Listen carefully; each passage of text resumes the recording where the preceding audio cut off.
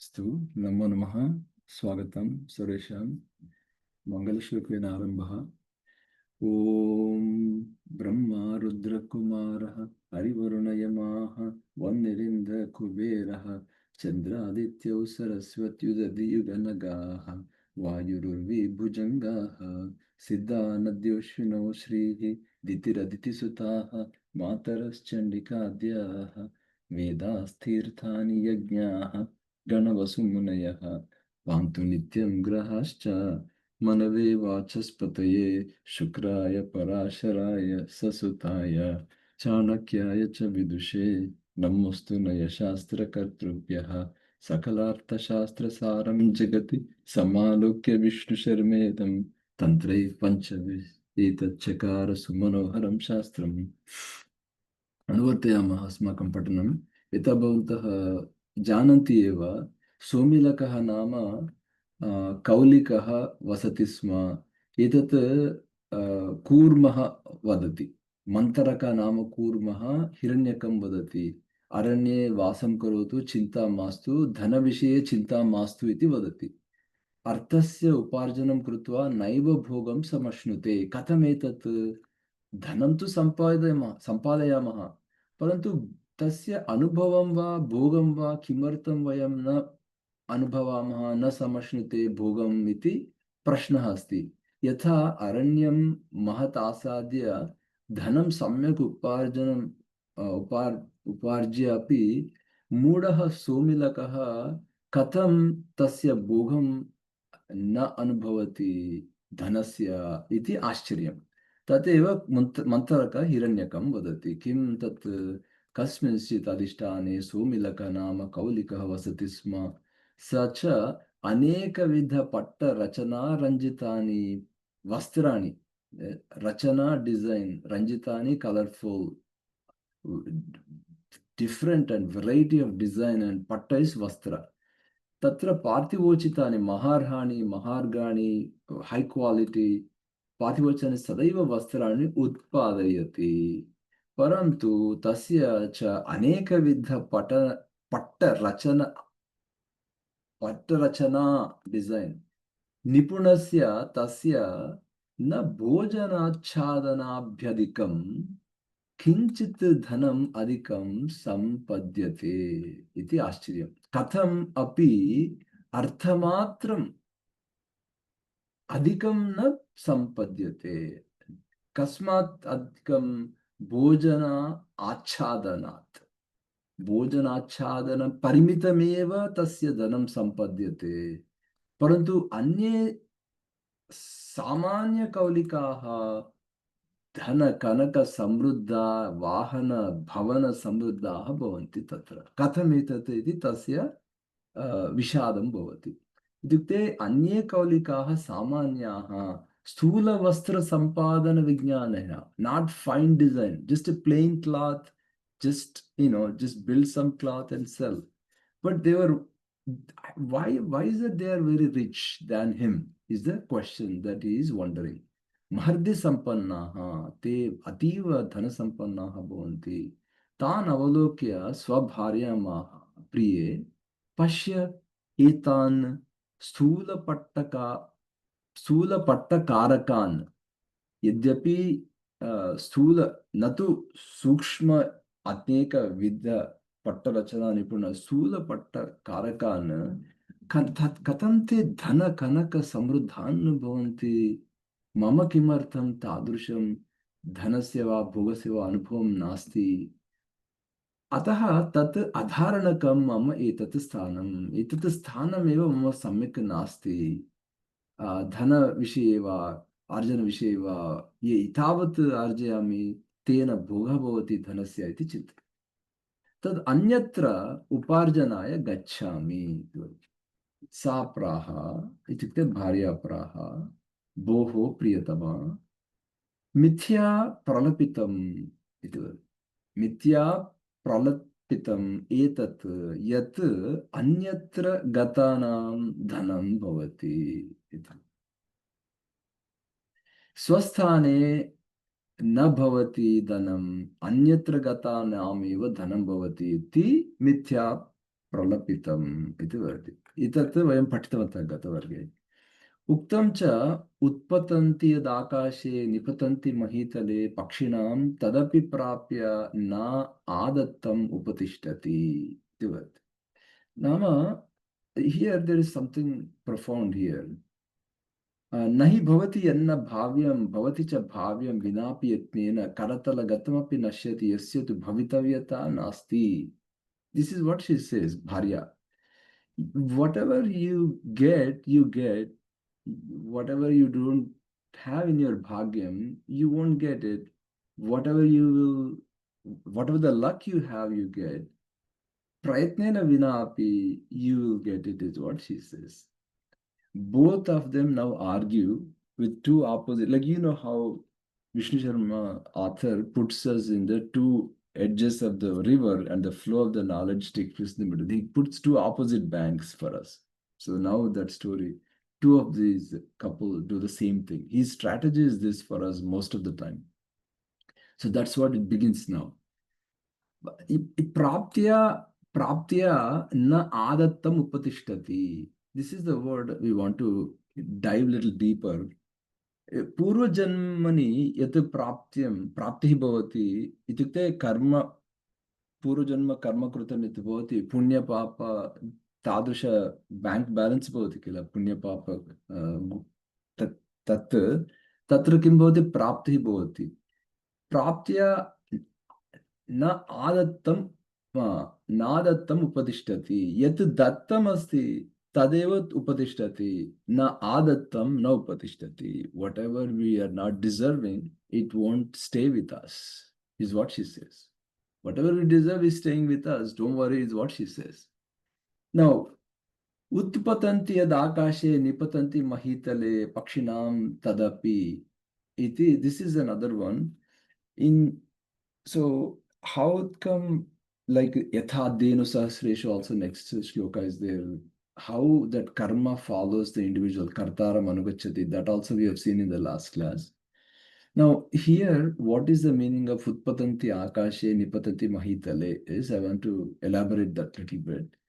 Pakshinam, what it means is even in our purva janma whatever we did we have to experience now, right? यथा धेनुसाश्येषु वत्सो विन्दति मातरं तथा पुराकृतं कर्म कर्तारम् अनुगच्छति कथं कर्म आगच्छति शेते सह शयानेन गच्छन्तम् अनुगच्छति when we sleep that karma follows us kartaram anugacchati when we go that follows us katham naranam praktanam karma purvakrutam karma tishtati tu atha sahatmana atmana saha yatha chaya atapau नित्यं सुसंबद्धौ परस्परं तथा कर्म च कर्ता च संश्लिष्टौ इतरेतरम. So all this, why it comes back to us? So in modern days, you heard this notion, right? This expression that what goes around comes around. Have you heard that expression? Like whatever we do. So that is exactly what this in those days used to be. Like what goes up, what comes back. Utpatanti yad akashe nipatanti mahitale pakshinam tadapi praptya nadato upadishta. So now you get the expression, right? Bhava in this, right? So for a while I was thinking, what does this mean? So what goes around, what comes back? Like if utpatanti yad akashe tat nipatanti is what is that? Because in the same way, whatever we have performed in the previous, all the time, whether it is previous life or this life, whatever is performed before, tat karma कर्तारं कथम अनुगच्छति यथा छायातपौ नित्यं सुसंबद्धौ परस्परम एवं कर्म च कर्ता च संसृष्टौ इतरेतरम. So until this it is pretty clear, like every sentence is clear, every expression is clear, but अग्रे किंचित् भवन्तः अपि किमर्थं कौलिकः काञ्चित् कथां वदति इति भवन्तः अपि वदन्तु अग्रे. तस्मात् अत्रैव व्यवसारपव व्यवसाय परो भव इति वदति भार्या। कौलिकाः प्रिये न सम्यक् उक्तं भवत्या इति वदति। न सम्यक् अभिहितम्, अभिहितम् इत्युक्ते उक्तं भवत्या न सम्यक् अभिहितम्। व्यवसायं विना कर्म न फलति इति वदति एषः। Idanim, the age-old conflict, these two are engaging now. That is what author teaches us. What it is she says luck is the what drives us in what we get. He says luck is, if you depend on the luck, we're gonna, collapse. Effort, without effort, nothing is going to happen. This is the argument they get into now. So that's why this is not a new argument. This comes in every decade, every house, every century. This is a wonder. People always wonder why. So the same thing these two are discussing, and the answer is what we get here. Even in Mahabharata, Niti Shastram, Vidura Niti, and Draupadi also gives the answer to this question very, very thoroughly in in the forest to Yudhishthira and Pandavas. So this question is an important question, like what exactly is the driving factor for our prosperity and our rich or poor? What is that? So Esha vadati vyavasayam vina karmana phalati uktam cha yatha ekena hastena talika na samprapadyate तथा तथा उद्यम परित्यक्तं न फलं कर्मणः स्मृतं यत्र उद्यमं परित्यक्तं भवति तत्र कर्मणः फलं स्मृतं वा न स्मृतम् इति वदति पश्य कर्मवशात् प्राप्तं भोज्यकाले अपि कर्मवशात् even with luck if we get food on our table हस्तोद्यमं विना मुखे कथं प्रविशति भोजनम् इति वदति इत्युक्ते luck is different, effort is different इति अत्र he divides the fine line here. कर्मवशात् प्राप्तं भोजनं भवति, भोज्यकाले भोजनम् अग्रे भवति, परन्तु हस्तोद्यमं विना अस्माकं हस्ताभ्यामेव उद्यमं कर्तव्यं, प्रयत्नं कर्तव्यं, hard work with our own hands इति एषः। हस्तोद्यमं विना वक्त्रे, वक्त्रे इति मुखे प्रविशेत् न कथंचन, उद्यमं विना न प्रविशेत् कथंचन इति वदति। उद्यमेन सह एव गच्छति इति। पुनः उद्योगिनं पुरुषसिंहम् उपैति लक्ष्मीः, दैवं हि दैवं, luck is what luck is. कापुरुषाः वदन्ति, कापुरुषा इज ये उद्यमं न कुर्वन्ति, सर्वं एंटाइटल्ड ते चिन्तयन्ति, ऐ डिजर्व इट चिन्तयन्ति, परन्तु उद्यमं न कुर्वन्ति।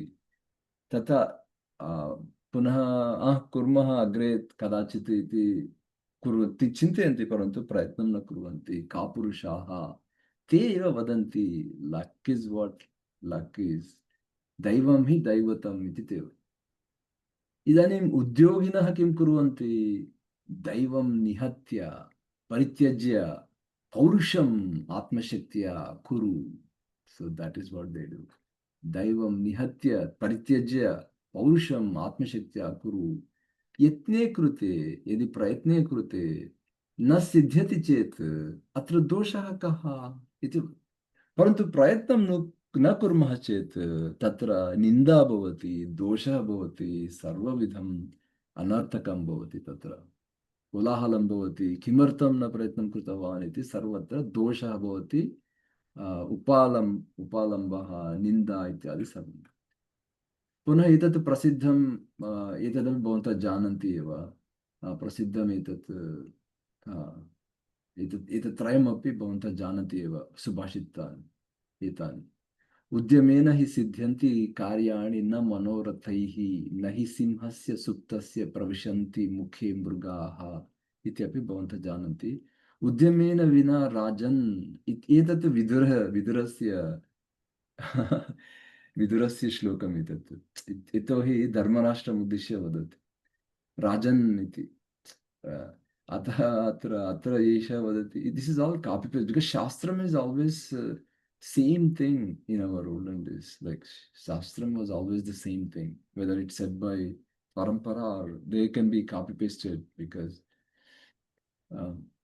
so udyamena vina न राजन् न सिद्ध्यन्ति मनोरथाः कातराः इत्युक्ते कापुरुषाः इत्युक्ते धीराः न opposite of धीराः धीराः उद्योगिनः they are different कातराः किं वदन्ति यत् भाव्यं तद् भविष्यति इति वदन्ति दैवमेव तत्र कारणं किमर्थं रोदिति किमर्थं विफलं भूत्वा किमर्थं निरुत्साहः भवति इति ते वदन्ति परन्तु प्रयत्नं कृत्वा अपि फलं नागच्छति चेत् दोषः नास्ति इति धीराः तथा तिष्ठन्ति ते परन्तु कातराः किं जल्पन्ति यत् भाव्यं तद् भविष्यति इति ते वदन्ति अतः प्रयत्नं न कुर्वन्ति धीराः अपि यत् भाव्यं तद् भविष्यति चिन्तयन्ति मन्यन्ते परन्तु प्रयत्नं सर्वदा तेषां भवति इति अत्र सारांशः पुनः स्वशक्त्या कुर्वतः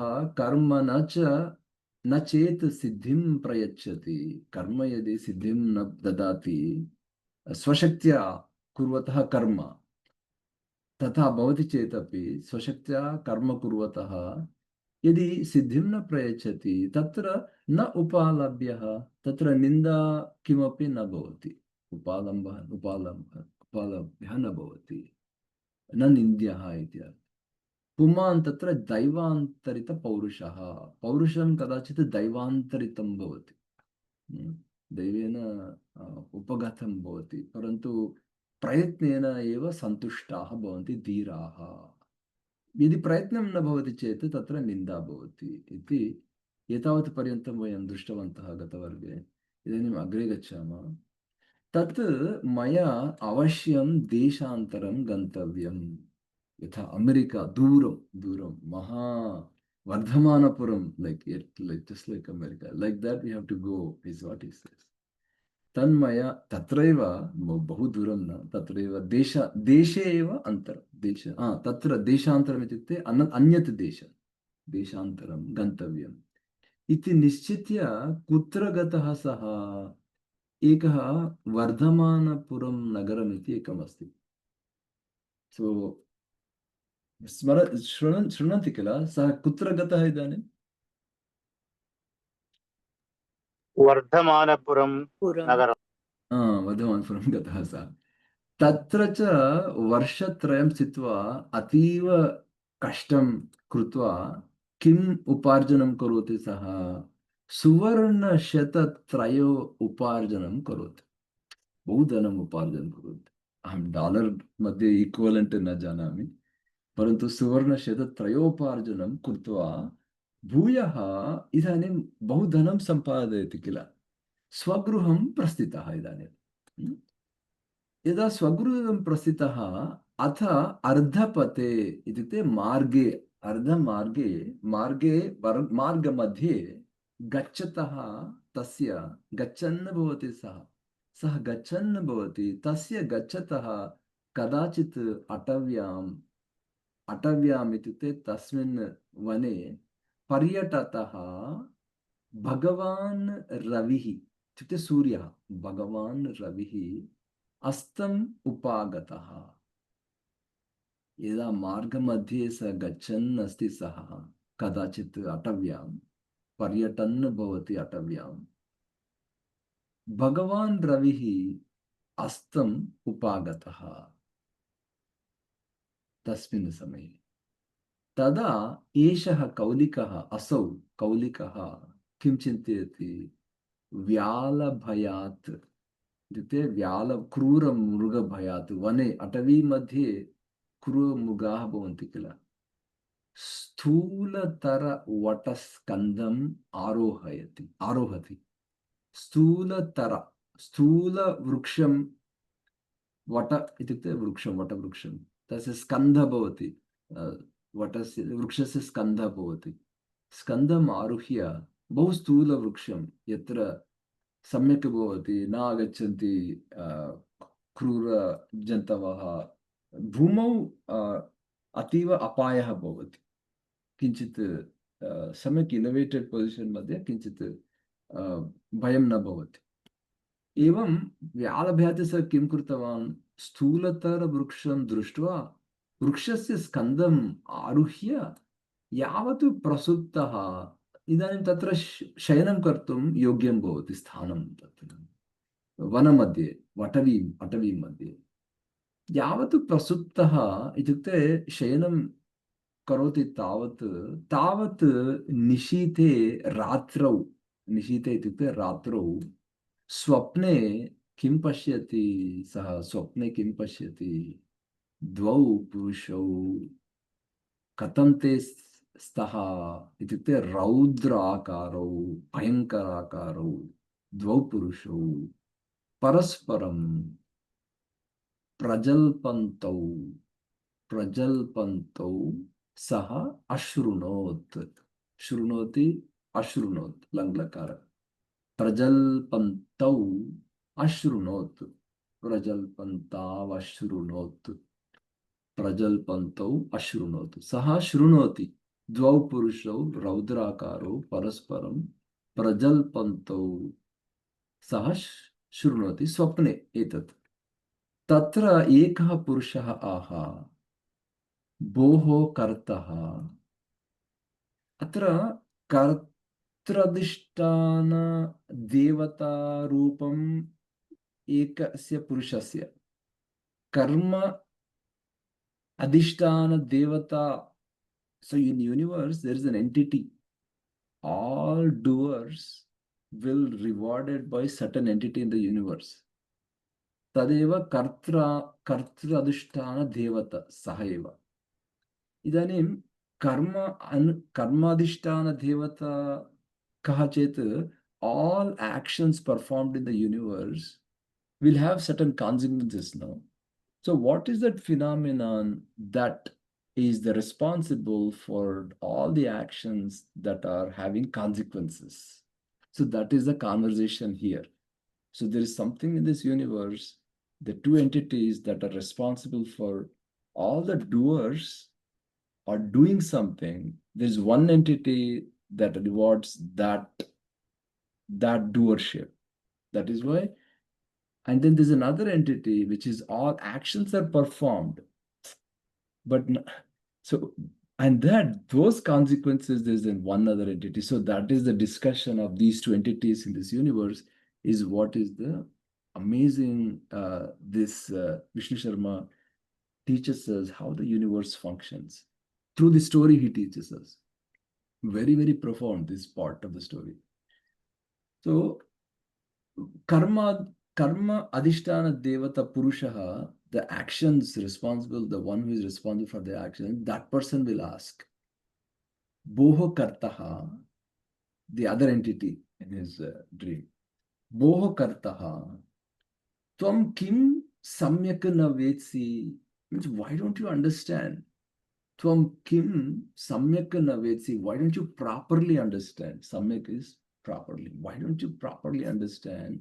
Yat asya somilakasya bhojanachanabhyadika samruddhihi nasti. Bhojana achadana tasmat adikam tasya samruddhihi nasti. Etabhyam adika भोजन आच्छादनात् अभ्यधिका समृद्धिः एतस्य नास्ति सोमिलकस्य तत् किं त्वया अस्य सुवर्णशतत्रयं प्रदत्तम्. So that is the argument. Fighting, they both are fighting. Why did you give him this much money? Why don't you understand this properly? Is what he starts arguing. So you can't do this, is what he's fighting. Tat kim tvaya asya suvarna shatatrayam pradattam. Saha aha, idanim kartru adhisthana devata swarupam saha aha. Boho karman, idanim karma adhisthana devata. Maya avashyam datavyam vyavasayinam udyoginam prayatna purvaka jananam maya avashyam datavyam etat. Tatra cha tasya parinatihi means that consequence of how much is left with that individual is your responsibility, is what he hits him back. Tasya parinatihi parinamaha twadayata. Ayata is your responsibility. Twat is tava. Tava ayata. So you do that difference of how much he needs to be left with. But I need to do my job. I know what I'm doing, is what he argues back. Tatra cha tasya parinatihi parinamaha twadayata iti. Atha यावद् असौ एषः कौलिकः प्रबुद्धः भवति, इदानीं प्रबुद्धः भवति शयनात्, सुवर्णग्रन्थिम् अवलोकयति. इत्युक्ते यत्र तस्य धनं भवति, in our case it will be in the bank, but how we spent, where did the money go, we never know, right? So that entire story he puts it here, Vishnu Sharma puts it here. Suvarna Granthim Avalokayati Tavat Riktam Pashyati. There's no money in it. Tavat Riktam Pashyati. Tasya Dhanam Nasti Tatra. Tataha Sa Akshepam Chintayamasa. So he blames himself like very much Chintayati. Oh my goodness, how come where did all the money go that I made? It's just a wonder. आक्षेपं चिन्तयति, किं चिन्तयति, अहो किमेतत् महता कष्टेन उपार्जितं धनं, like how did it all go, like just like that it went. That's called Leelaya. Sorry. Leelaya, Helaya is what they say. So just like that it went. Where did it go? Like these are the questions. A lot of people have this question. This is what these Mahabharata, Ramayanam, and Panchadantram, they do it. They put ordinary people's questions and they help us understand how the phenomenon works. Oh, kimetat mahata kashtena uparjitam vittam helaya kwapi gatam kutrachit gatam tat vyartha shramaha akinchanaha. It's like vyartha shramaha, like akinchana is daridraha. Like daridraha katham swapatnya mitranam cha mukham darshayishyami. Now I became back to akinchanaha. Akinchanaha means daridraha. Means the one who has nothing, like that. Vyartha shramaha. All the effort I made. Katham idanim sah dukkham prapnoti. Katham swapatnya mitranam cha mukham darshayami. Kila. Iti nishchitya, evam nishchitya, how can I show my face? Simple. So that's why Panchatantram is amazing with the Bhava Prakatanam, because grammar, sentence structure we study in Gita Sopanam and all that books is one thing, but Bhavam Prakatanam practice is a different thing totally. So that is why this study of ours is very valuable, because Bhava Prakatam is what we need to learn. Basically, how those bhavas, what are the ways to express this? And these bhavas are like amazing in this story. Tad vyartashramaha akinchanaha katam swapatnya mitranam cha swapatnyaha patnyaha va mitranam cha va tesham katamaham mukham darshayishyami iti nishchitya sa kim karoti tadeva pattanam. Ananta Mahodaya, kim pattanam tat? Kim pattanam gataha saha? Ananta Mahodaya janati. भवन्तः शृण्वन्ति आम् कश्चन वर्धमानपुरं वर्धमानपुरम् शृण्वन्ति वा न वा? अस्तु इति निश्चित्य तदेव पत्तनं गतः, इत्युक्ते वर्धमानपुरं गतः. तत्र च वर्षमात्रेणापि, इदानीं वर्षमात्रेणापि इतोपि अतीव हार्ड् वर्क्, एतत् कष्टार्जितं कृत्वा इदानीं किं करोति? सुवर्णशत पंचकम, पूर्वं सुवर्ण शतत्रयम् करोति इदानीं सुवर्णशतपञ्चकम् उपार्ज्य 500 सुवर्ण नाणकानि उपार्ज्य बहु भूरि धनम् उपार्ज्य भूयः अपि स्वस्थानं प्रति प्रस्थितः स्वस्थानं प्रति प्रस्थितः यावत् अर्धपथे यावत् मार्गमध्ये भूयः अटवीगतस्य तस्य सोमिलकस्य भगवान् भानुः भगवान् सूर्यः अस्तं गच्छति स्म अस्तं जगाम तस्मिन् समये मार्गमध्ये अथ सो सुवर्णनाशभयात्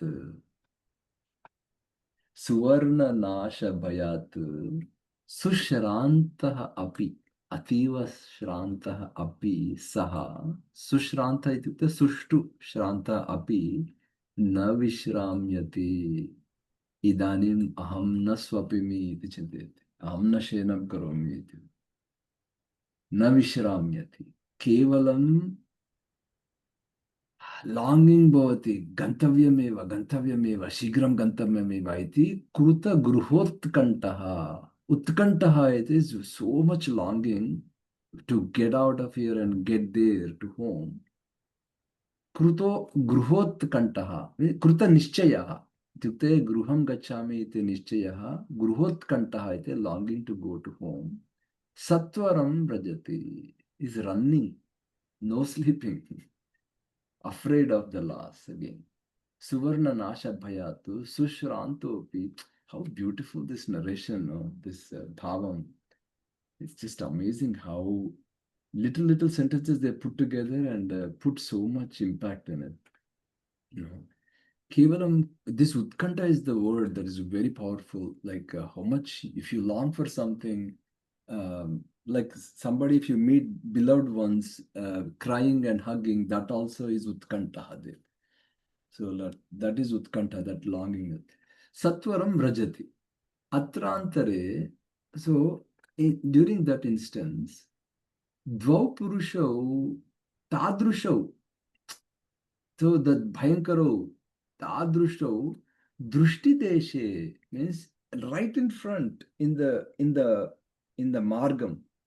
So this is another important expression for us. Drushti Deshe is like, you know, how when we walk right in front, we see a friend that is coming in the opposite direction when we go to market or mall.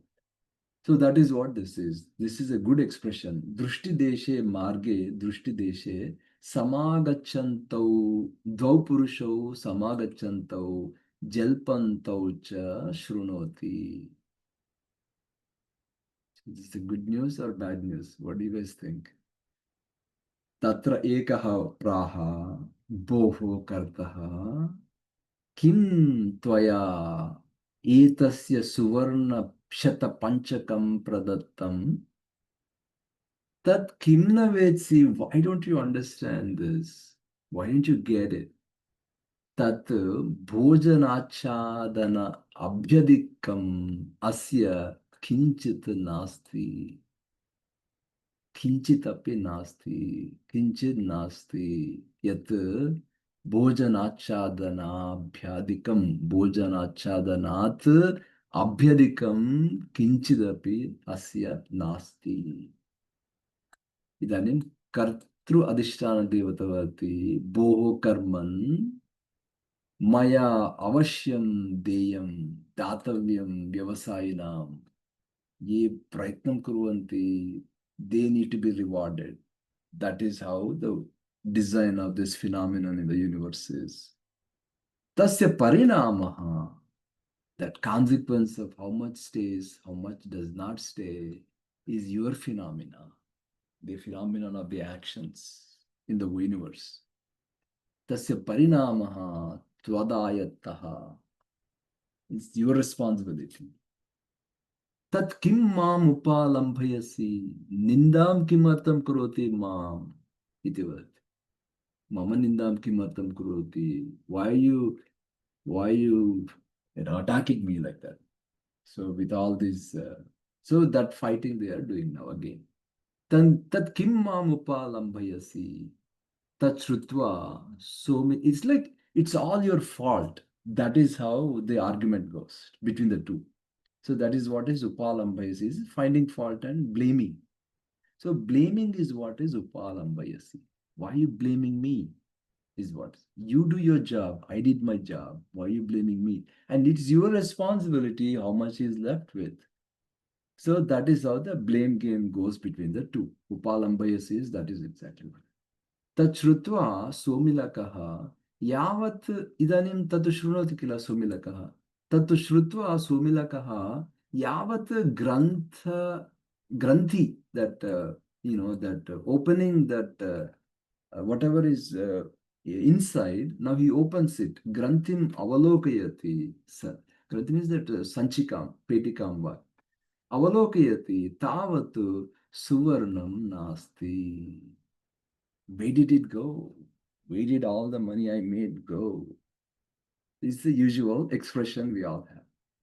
So in story, that in ours is it takes time in our lives, but here that magic and stories just summarizes everything for us. Tavat suvarnam nasti. Tatah param dukkham apannaha. Bahu dukkham apannaha praptaha. Saha vyachintayat. Aho किम मम धन रहितस्य जीवितेन इदानीं मम जीवितेन किं न काङ्क्षे किमपि जीवितमपि इदानीं न इच्छति वैराग्यम् अतीव भवति किल दुःखम् एतावत् भवति जीवितेन धनरहितस्य जीवितेन इदानीं किं प्रयोजनं मम इति तावत् दुःखं भवति सः किं करोति तदत्र वटवृक्षे आत्मानम् उद्बध्य उद्बध्नाति आत्मानम् इत्युक्ते स्वं रज्वा वटवृक्षे प्राणान् त्यजामि इदानीं ग्रीवायां कण्ठे रज्वा आत्मानम् उद्बध्य वटवृक्षे तथा प्राणान् त्यजामि इति निश्चयति सः किं करोति एवं निश्चित्य दर्भमयीं रज्जुम् इत्युक्ते स्ट्राङ्ग् दर्भनिर्मितं रज्जुम् एकं very strong rope he takes धर्ममयीं रज्जुं विधाय तथा विधानं कृत्वा स्वकण्ठे रज्जुं नियोज्य पाशम् इत्युक्ते रज्जुं नियोज्य शाखायाम् आत्मानं निबध्य शाखायां वृक्षस्य शाखायाम् आत्मानं निबध्य यावत् प्रक्षिपति स्वं यावत् प्रक्षिप्तुम् आरम्भं करोति तावदेव एकः पुमान् इत्युक्ते पुरुषस्वरूपं पुमान् आकाशस्थः आकाशे एव स्थित्वा एव इदम् आहा आकाशस्थः आकाशे स्थितः एवं एव इदम् आहा एवेदम् आहा भोः सोमिलक भोः सोमिलक मा एवं साहसं कुरु मैवं साहसं कुरु अहं तव वित्त अपहारकः aham te vittapaharakaha. That phenomena in the universe. Aham te vittapaharakaha. Nate bhojanachadanaabhyadikam varatikam api sahami. Not a single penny beyond food and shelter. I can tolerate you. You cannot have it.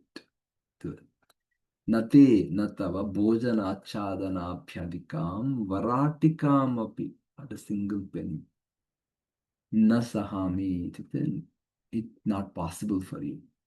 Ataha tat gaccha swagruham prati. So it is like it is written for you, nothing is going to happen. Just go home is what is this. Whatever you do, that's a limit. There is a certain limit, is what he explains. But that doesn't mean you don't have anything, is what is the story here. Food and shelter you have, no? Go home, he says. So that is his argument. That te bhojanachadanaabhyadikam varatikam api na bhavati ataha tasmat karanat gaccha swagruham prati. Anyacha, another thing is bhavadiya sahasena aham tushtaha. I'll tell you another thing. This kind of courage you had, like go and work and come back, and relentlessness, that relentlessness, I'm so pleased, he says, your relentlessness, that sahasena, bhavadiya sahasena, aham tushtaha, aham santushtaha asmi, tatha me syat vyartham darshanam, tatha me na syat vyarthanam darshanam, because I am extraordinary, I'm not ordinary, like Daiva Purusham. The way my darshanam is not going waste, the way, tatha, that way, mama na syat vyartham darshanam, tat prarthaya abhishtaha varaha kaschit. So, abhishtaha varam pruchatu iti vadat. Varam vrunotu iti vadat. So, boon, ask for a boon iti vadat. Tat prarthyatam abhishtaha varaha. Yatha mama darshanam vyartam na bhavet.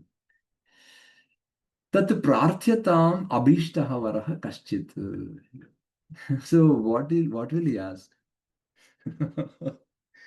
Can you guess what he'll ask? Dehi me prabhutam dhanam iti varati. Somilakaha. Yadi evam, this expression is so beautiful. If that is the case, then yadi evam tari tat dehi me prabhutam dhanam. So beautiful this is, like. Yadi evam tat dehi me prabhutam dhanam. I'm tired. Just give me lots of money, he says. So such a direct, brutal, direct expression that यदि एवं तद्देहि मे प्रभूतं धनं सह आहा बोहो किं करिष्यति भोगरहितेन धनेन. Okay, I will give you more money, but you cannot enjoy that money, extra money you get. Is what are you going to do with that money if you cannot enjoy it or experience it? So how this universe has a limit for individual is what this there's a lot of things in this story that happens. That's why Panchatantram is an extraordinary work for intellectuals. Boho kim karishyasi bhogarahitena dhanena yataha tava bhojana achadana bhyadika praptihi api nasti.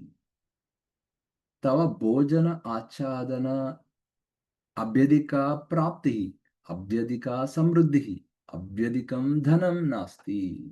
Iti varati. Kim karishyasi bhogarahitena dhanena iti varati.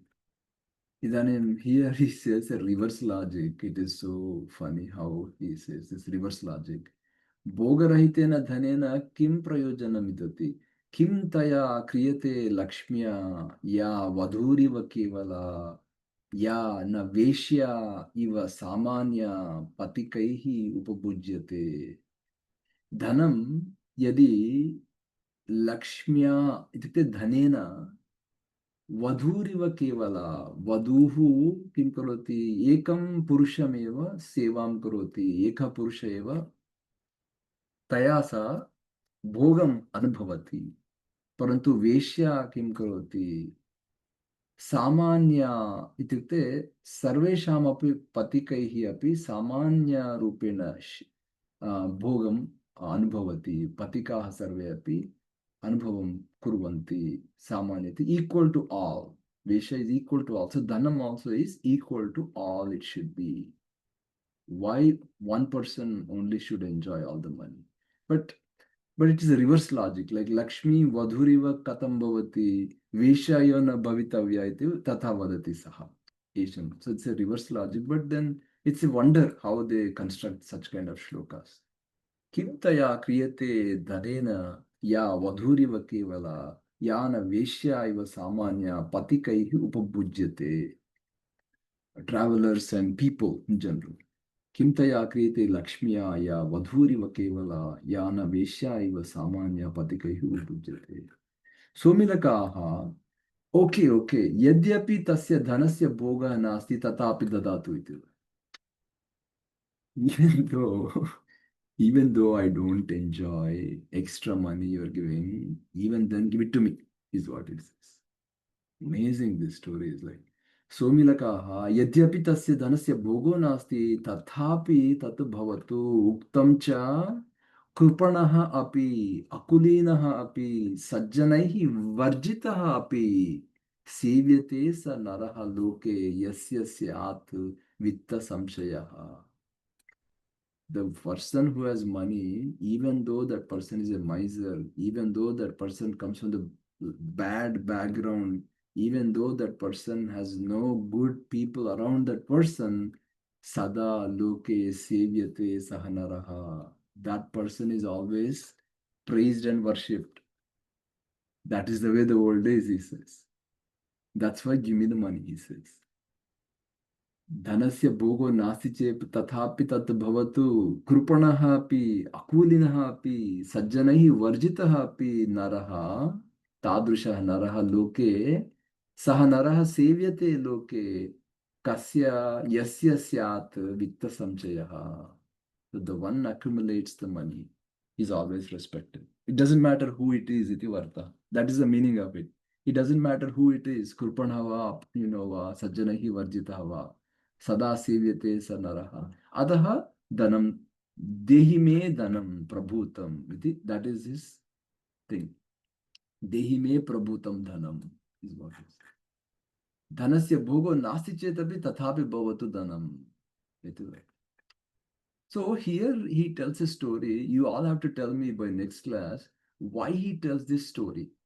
This Somilaka tells him, this Purusha, Shitilau cha susambadhau cha patataha patato nava nirikshitau maya bhadre dasha varshani panchacha. So there is something you all have to explain. Why does he tell this story? By next class, we will complete this story. And then in the next class, you all have a homework and a classwork. So you all have to speak in the next class, So you understood, no? You understood the question, no? So can everybody unmute and speak? आं महोदय किमर्थं कथा वदिष्यति इति. Katham vadishyati iti. So Pushpaji, Anandji, Vinitaji, you're on? Mहोदय. Okay. So, because what is the context? What is the message he's trying to say? This Vrushabha, Mahavrishabha bhavati. Tasya anukaranante kuruvanti.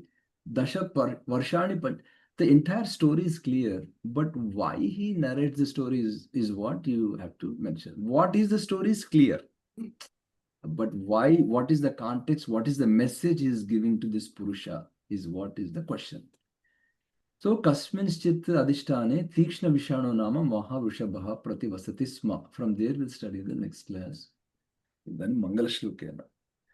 Om sarve bhavantu sukhinah, sarve santu niramayaha, sarve bhadrani pashyantu, ma kaschit dukha bhag bhavet. Om shanti, shanti, shanti. Hari Om, Shubhadinam, Dhanyavad. ಧನ್ಯವಾದ ಧನ್ಯವಾದ. Dhanyavad.